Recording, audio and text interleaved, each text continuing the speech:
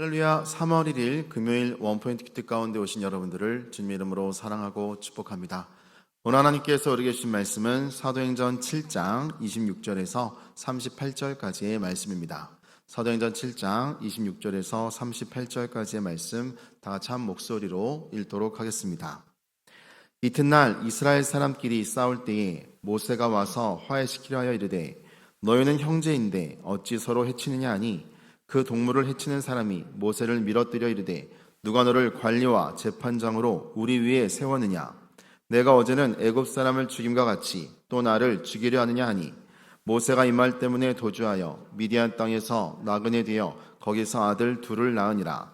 40년이 참에 천사가 시내산 광야 가시나무 떨기 불꽃 가운데서 그에게 보이거늘 모세가 그 광경을 보고 놀랍게 여겨 알아보려고 가까이 가니 주의 소리가 있어 나는 내 조상의 하나님 즉 아브라함과 이삭과 야곱의 하나님이라 하신대 모세가 무서워 감히 바라보지 못하더라. 주께서 이르시되 내 발의 신을 벗으라. 내가 서 있는 곳은 거룩한 땅이니라. 내 백성이 애굽에서 괴로움을 받음을 내가 확실히 보고 그 탄식하는 소리를 듣고 그들을 구원하려고 내려왔느니 이제 내가 너를 애굽으로 보내리라 하시니라. 그들의 말이 누가 너를 관리와 재판장으로 세웠느냐 하며 거절하던 그 모세를 하나님은 가시나무 떨기 가운데에서 보이던 천사의 손으로 관리와 성령하는 자로서 보내셨으니 이 사람이 백성을 인도하여 나오게 하고 애굽과 홍해와 광야에서 40년간 기사와 표적을 행하였느니라. 이스라엘 자손에 대하여 하나님이 너희 형제 가운데서 나와 같은 선지자를 세우려던 자가 곧 이 모세라. 신의 산에서 말하던 그 천사와 우리 조상들과 함께 광야 교회에 있었고 또 살아있는 말씀을 받아 우리에게 주던 자가 이 사람이라. 아멘. 이 시간 하나님의 손에 들린 도구라는 제목으로 담임 목사님께서 큐티 인도해 주시겠습니다. 할렐루야. 자, 오늘 우리가 창세기 쭉 이제 36장까지 묵상하다가 오늘 3월 첫 주가 되었습니다. 3월 1일. 자, 우리는 과거에 3.1절의 비폭력 무저항의 큰 민족의 함성을 기억해야 합니다. 하나님이 그 소리를 들으시고 정말 미국의 윌슨이라는 사람을 고래처럼 일으키셔서 2차 대전 끝난 이후에 민족 자결주의를 부르짖게 해서 우리 힘이 아닌 하나님의 역사의 손길로 우리는 해방받았어요. 그리고 6.25라는 심각한 신사참배의 징계 채찍을 맞았지만 또 그것도 하나님이 우리에게 전 세계 16개국이 직접 참전하고 또 수십 개국이 여러 가지 군수물자를 지원하면서 세계에 빚을 지게 하며 우리 대한민국을 살려주셨어요.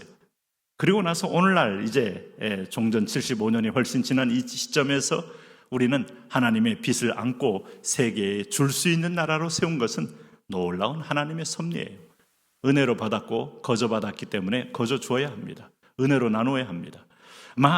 아마 이것을 감당하지 않으면 하나님 우리를 다시 예루살렘 성에 큰 핍박이 난 것처럼 우리를 쳐서 정말 이스라엘 백성들이 디아스포라가 된 것처럼 우리를 그렇게 흐트러뜨릴지도 모릅니다.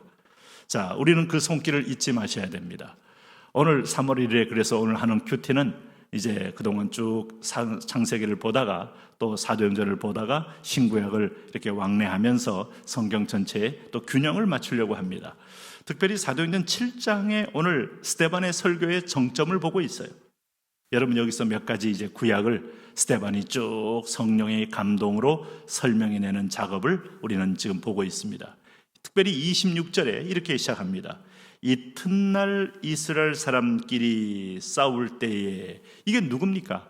모세가 이집트 왕자로서 만 40이 되어서 그가 아마 피라미드를 건설하는 현장이든 아니면 노역의 현장에 나왔을 때 오늘 사람끼리 싸우는 것을 보고 모세가 와서 화해시키려 하여 이르되 너희 형제인데 어찌 서로 해치려 하느냐 하니 오늘 27절에 그 동물을 해치는 사람이 모세를 밀어뜨리 이르되 누가 너를 관리와 재판장으로 우리 위에 세우느냐 내가 어제는 애굽 사람을 죽인 것 같이 또 나를 죽이려 하느냐 하니 이집트 사람이 우리 이스라엘 사람을 핍박하는 걸 보고 돌로 쳐서 죽였고 모래에 묻었던 사실을 다른 사람이 이미 봤어요.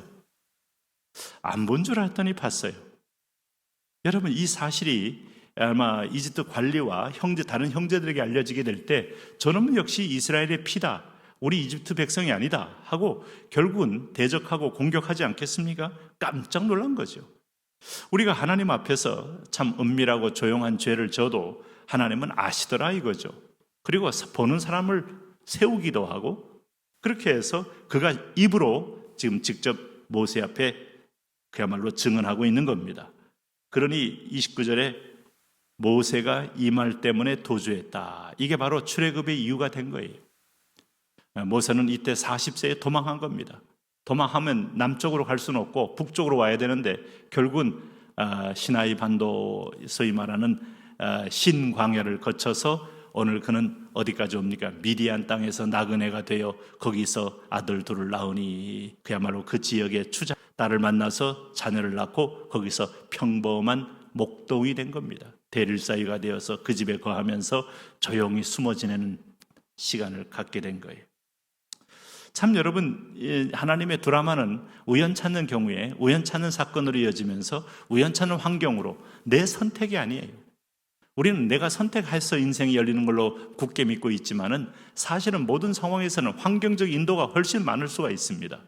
전공도 마찬가지고 심지어는 직장도 마찬가지고 진로도 마찬가지고 나는 이걸 꿈꿨어도 열리는 것은 이쪽이었고 이쪽으로 가다 보니 또 하나님의 섭리가 있고 손이 있는 겁니다.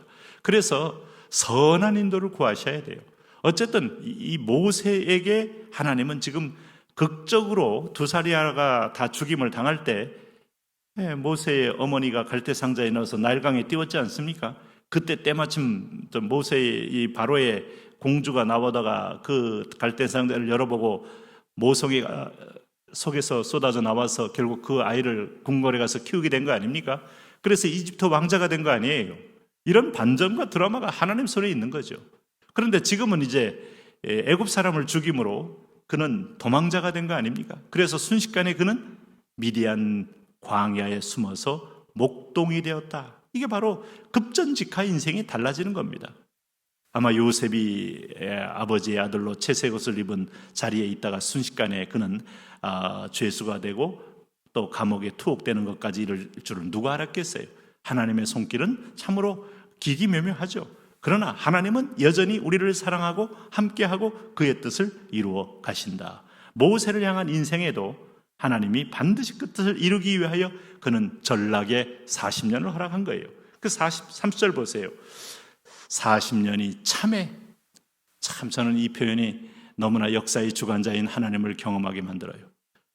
갈라디아 4장 4절에 때가 참에 하나님의 아들을 보내시고 자 출애굽한 여정 앞에서 가나안 땅에 아모리 족속이 죄악이 참에 40년이 참에 하나님의 훈련 기간 40년의 이집트 왕자로서의 삶에서 목동으로서의 40년이 참에 40년 동안 뭐 했겠습니까?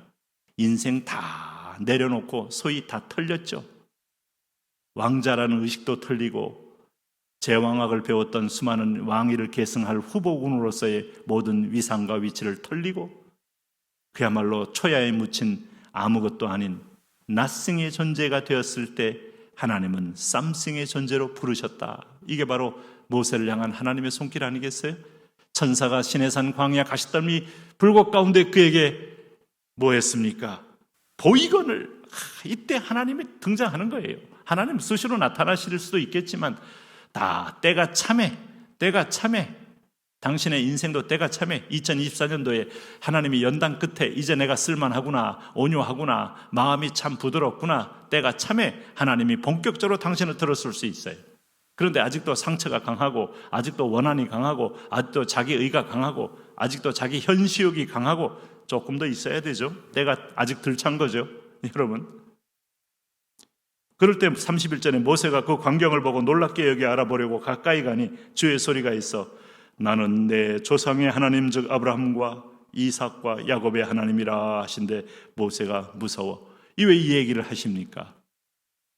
오늘 이 야곱의 후손으로 오셔 너희가 오늘도 이스라엘 백성들을 이끌 내 백성의 리더이다 하는 하나님이 부르심의 소명적 출현이에요. 그러면서 하나님이 내가 내 발에 신을 벗으라 내가 서 있는 곳은 거룩한 땅이니라. 34절 보세요. 하나님이 현현한 이후에 떨기나무가 현현한 다음에 내 백성이 애굽에서 괴로움을 받음을 내가 확실히 보고 그 탄식하는 소리를 듣고 그들을 구원하려고 내려왔노니. 신음소리가 하나님께 찼고 모세의 40년의 연단이 찼고 이 두 개 차야 돼요. 북한 거민들의 신음소리가 찼고 이 백성의 기도가 찼고 하나님이 복음 통일의 문을 타이밍이 열리면 기적처럼 열립니다. 점점 통일을 원하는 분들이 줄죠. 젊은 세대는 더 줄죠. 아니 기성세대마저도 통일하면 우리가 손해볼 것도 많고 인종도 달라졌는데 뭐 통일이냐 하는 분도 많죠. 그러나 하나님은 그렇지 않아요. 때가 차기까지 기다리는데 오늘 지금 그들의 신음소리가 찼습니다. 모세의 훈련 연수가 찼습니다. 하나님은 드디어 백성과 모세를 연결시킵니다. 그러면서 이제 내가 너를 애굽으로 보내노라. 드디어 내 백성에게 보낸다는 거예요.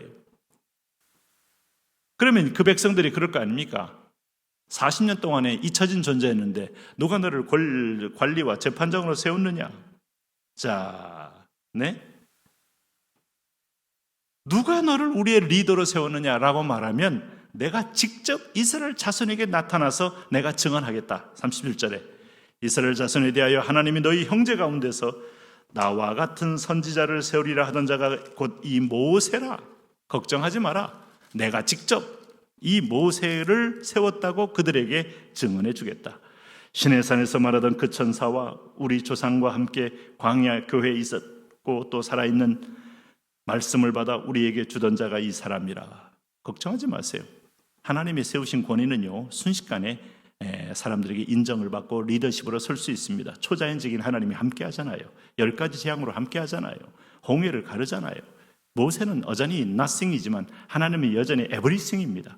그 하나님이 모세와 함께할 때 리더십이 세워지는 거죠. 하나님의 때, 하나님의 손길이 역사를 이끌어갑니다. 당신에게도 이 때가 있습니다. 하나님, 우리 하나님의 때 앞에 순복하며 겸비하여 내가 이 말씀의 본보기를 가지고 내 안에 완악, 상처, 분노, 탐심을 완전히 녹여버리는 하나님이 쓰실 만한 도구 되게 우리는 그렇게 결단하게 하여 주옵소서. 예수님 이름으로 기도합니다. 아멘.